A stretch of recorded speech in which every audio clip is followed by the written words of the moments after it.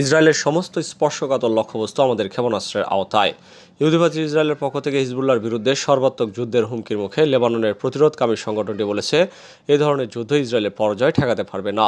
Hezbollah নির্বাহী পরিষদের উপপ্রধান শেখ নাবিল কাউক এই কথা বলেছেন। লেবাননের আরবি ভাষার অনলাইন পত্রিকা আল নাসারা এই খবর দিয়েছে। তিনি বলেন, লেবানন ইসরায়েলের জন্য এমন জায়গা হিসেবে কাজ করবে না যেখানে তারা তার পরাজয় ঠেকাতে পারে, বরং দেশটি ইহুদিবাদী শত্রুদের পরাজয়ের একটি ক্ষেত্র এবং দখলদারদের বিরুদ্ধে বিজয় এবং প্রতিরোধের স্থান হয়ে থাকবে। শেখ নাবিল কাউক স্পষ্ট করে বলেন, হিজবুল্লাহ যখন যেখানে চায় তার ক্ষেপণাস্ত্র এবং ড্রোনগুলো দিয়ে ইসরায়েলের সেই সব স্পর্শকাতর লক্ষ্যবস্তুতে আঘাত হানতে সক্ষম। এর আগে লেবাননের শিয়া মাযহাবের গ্র্যান্ড মুফতি শেখ আহমদ কাবালান হুঁশিয়ারি উচ্চারণ করে বলেছিলেন, লেবাননের বিরুদ্ধে নতুন করে যুদ্ধ শুরু করা হলে ইসরায়েল অভিমুখে 5 লাখ ক্ষেপণাস্ত্র নিক্ষেপ করবে হিজবুল্লাহ। গাজা যুদ্ধের মধ্যে ইসরায়েলে ক্ষেপণাস্ত্র এবং বিস্ফোরক রপ্তানি করেছে ভারত। ইহুদিবাদী ইসরায়েলের কাছে গোপনে ক্ষেপণাস্ত্র, গোলাবারুদ ও বিস্ফোরক দ্রব্য বিক্রি করেছে ভারত। ফিলিস্তিনের অবরুদ্ধ গাজা উপত্যকায় ইসরায়েল যখন বর্বর আগ্রাসন চালাচ্ছে এবং দখলদার সেনাদের বিমান হামলা ও গোলার আঘাতে প্রায় 38,000 ফিলিস্তিনি শহীদ হয়েছেন, তখন এই অস্ত্র রপ্তানির কথা ফাঁস হলো। নয়াদিল্লি একদিকে কূটনৈতিক সমাধানের কথা বলছে এবং সংলাপকে প্রাধান্য দিচ্ছে, অন্যদিকে তারা ইসরায়েলের কাছে অস্ত্র রপ্তানি করছে। কাতার ভিত্তিক আল জাজিরার হাতে আসা নথিগুলো থেকে বোঝা যায় যে ইসরায়েল গাজার বিরুদ্ধে যুদ্ধ চালানোর জন্য ভারতীয় অস্ত্র গ্রহণ করেছে। গত 6 জুন গাজার নুসাইরাত শরণার্থী শিবিরে ইসরায়েল জাতিসংঘের একটি আশ্রয় কেন্দ্রে বোমা হামলার পর কুজ নিউজ নেটওয়ার্ক ইসরায়েলের যুদ্ধবিমান থেকে ফেলা একটি ক্ষেপণাস্ত্রের অবশিষ্টাংশের ভিডিও প্রকাশ করে। এতে একটি লেবেলে স্পষ্টভাবে লেখা ছিল মেড ইন ইন্ডিয়া। এছাড়াও এপ্রিলের মাসের 2 তারিখে ভারতের চেন্নাই থেকে অস্ত্র এবং গোলাবারুদ নিয়ে বোরকাম নামে একটি জাহাজ ইসরায়েলের উদ্দেশ্যে রওনা হয় এবং ইয়েমেনের হুতিদের হামলা এড়ানোর জন্য লোহিত সাগর দিয়ে না গিয়ে জাহাজটি আফ্রিকা ঘুরে ইসরায়েলে যাওয়ার চেষ্টা করে। পথে স্পেনে যাত্রাবিরতি করার চেষ্টা করলে স্পেন সরকার তাতে রাজি হয়নি। ওই জাহাজের বিষয়ে স্পেনের বামপন্থী সংগঠনগুলো প্রতিবাদ গড়ে তোলে। ভারতের প্রধানমন্ত্রী নরেন্দ্র মোদী থেকে তার পররাষ্ট্রমন্ত্রী এস জয়শঙ্কর এবং জাতিসংঘে দেশটির কূটনীতিকরা ও ভারতীয় কর্মকর্তারা লাগাতার বলে আসছেন যে যুদ্ধ নয়, দ্বন্দ্ব সমাধানের একমাত্র উপায় হিসেবে দেশটির সংলাপ এবং আলোচনায় বিশ্বাস করে। কিন্তু কাজে কর্মে তারা উল্টোটা করছে। ভারত তার অবস্থান থেকে সরে গিয়ে ইসরায়েলকে অস্ত্র সরবরাহ করেছে। ইরানকে পরমাণু অস্ত্র থেকে বিরত রাখার এখনই সময়।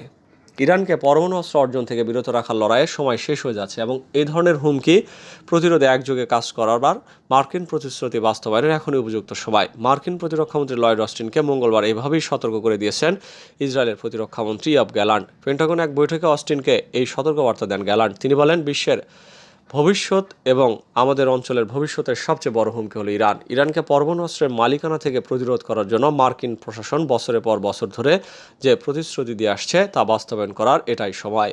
ইসরায়েল লেবানন সীমান্তে ক্রমবর্ধমান উত্তেজনার প্রেক্ষাপটে দুই দেশের প্রতিরক্ষামন্ত্রী এই বৈঠকে বসেন। অস্টিনকে গ্যালান্ট বলেন, ইসরায়েল এখন এমন এক সন্ধিক্ষণে যা পুরো মধ্যপ্রাচ্যে প্রভাব ফেলবে। কোনো ব্যতিক্রম ছাড়াই গাজা থেকে আমরা 120 বন্দীকে ফিরিয়ে আনা নিশ্চিত করতে চাই। আমাদের অবশ্যই হামাসের সন্ত্রাসী শাসনের অবসান ঘটাতে হবে। হামাসের সাথে চুক্তি করতে ইসরায়েলি প্রস্তুতি ব্যর্থ হয়েছে এমন কথা স্বীকার করে অস্টিন আবারও যুক্তরাষ্ট্রের আগের বক্তব্য পুনরাবৃত্তি করে বলেন, চুক্তিটি এখন হামাসকে গ্রহণ করতে হবে।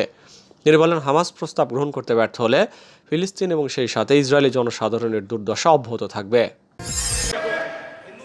ভারতের সংসদে জয় শ্রীরামের জবাবে মুসলিম এমপির আল্লাহু আকবার স্লোগান। ভারতের 18তম লোকসভার প্রথম অধিবেশনে শুরু হয়েছে সোমবার। অধিবেশনের প্রথম দিন শপথ নিয়েছিলেন লোকসভার নবনির্বাচিত অনেক সদস্য। অবশ্য অধিবেশনের দ্বিতীয় দিন অর্থাৎ মঙ্গলবার ক্ষমতাসীন ও বিরোধী দলগুলোর মধ্যে ধর্মীয় দৃষ্টিকোণ থেকে দেওয়া পাল্টাপাল্টি স্লোগানে মুখরিত হয়ে ওঠে পুরো সংসদ। ভারতীয় সংবাদ মাধ্যম ইকোনমিক টাইমস জানিয়েছে, বিরোধী ইন্ডিয়া জোটের সংসদ সদস্যরা শপথ নেওয়ার সময় ক্ষমতাসীন বিজেপির এমপিরা জয় শ্রীরাম বলে স্লোগান দিতে শুরু করেন। এর জবাবে বিরোধী সংসদরা জয় হিন্দ, বন্দে মাতরম এবং জয় বাংলা স্লোগান দেন। তা ব্যতিক্রমে এক ঘটনা ঘটান পশ্চিমবঙ্গের তৃণমূলের একজন সাংসদ। তিনি বিজেপির জয় শ্রীরাম স্লোগানের জবাবে আল্লাহু আকবার বলে চিৎকার করে ওঠেন। প্রতিবেদন মতে পাল্টাপাল্টি স্লোগানে সংসদ সবচেয়ে বেশি উত্তপ্ত হয়ে ওঠে তৃণমূলের সংসদ সদস্য সাধারণ সম্পাদক অভিষেক বন্দ্যোপাধ্যায়ের শপথের সময়। তৃণমূল সাংসদ কল্যাণ বন্দ্যোপাধ্যায় ওই সময় জয় মমতা স্লোগান দেন।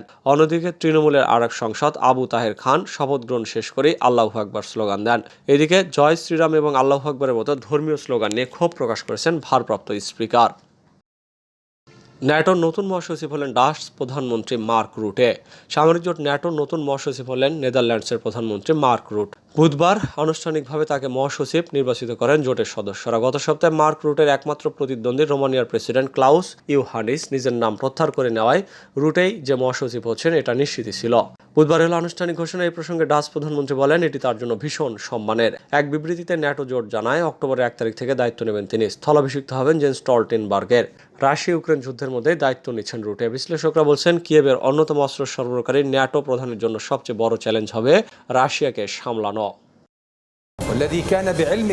স্থায়ী যুদ্ধবিরতি ছাড়া কোনো চুক্তি নয়। স্থায়ী যুদ্ধবিরতি ছাড়া হামাস কোনো চুক্তিতে যাবে না বলে জানিয়ে দিয়েছেন দলটির রাজনৈতিক শাখার প্রধান ইসমাইল হানিয়া।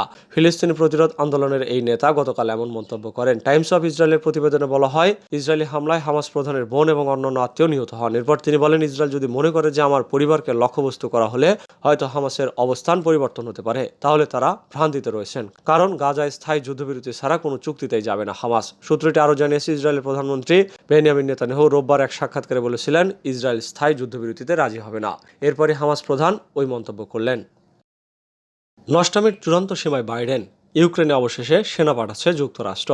রাশিয়ার হামলা শুরু হওয়ার পর 2 বছর অতিবাহিত হয়েছে। বহু ধ্বংসযজ্ঞ দেখেছে ইউক্রেন। এর মধ্যে বেশ কয়েকটি এলাকা হাতছাড়া। দেশটির হাজার হাজার সৈন্যরও মৃত্যু হয়েছে। এমন দুর্দশার মধ্যে অস্ত্র সরবরাহ, কূটনৈতিক সহায়তা সহ বিভিন্ন ক্ষেত্রে পশ্চিমা মিত্ররা যুদ্ধবিধ্বস্ত দেশটির পাশে থাকলেও সেনা পাঠাতে রাজি হয়নি। যুক্তরাষ্ট্র এতদিন বলে এসেছে যে তাদের সৈন্যরা ইউক্রেন যুদ্ধে এড়িয়ে চলবে। এমনকি মার্কিনীদের সেখানে ভ্রমণ করার বিষয়েও সতর্কতা জারি রাখা হয়েছে। সেই সিদ্ধান্তে বড় পরিবর্তন আনছেন প্রেসিডেন্ট জো বাইডেন প্রশাসন। হোয়াইট হাউস ইউক্রেনের সেনা মোতায়েনের বিষয়ে নিষেধাজ্ঞা তুলে নেওয়ার পথে এগিয়ে যাচ্ছে বলে বিষয়টি সম্পর্কে অবগত 4 মার্কিন কর্মকর্তা জানিয়েছেন।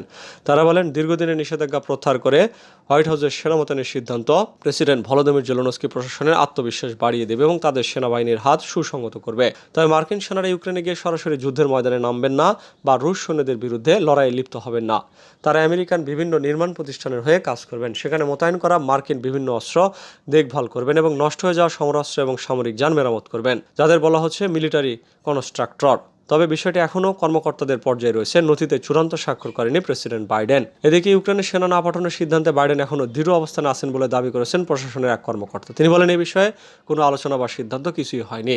তবে একবার সিদ্ধান্তটি অনুমোদন হওয়ার পর এই বছরই তা কার্যকর হতে পারে বলে সূত্রটি জানিয়েছে।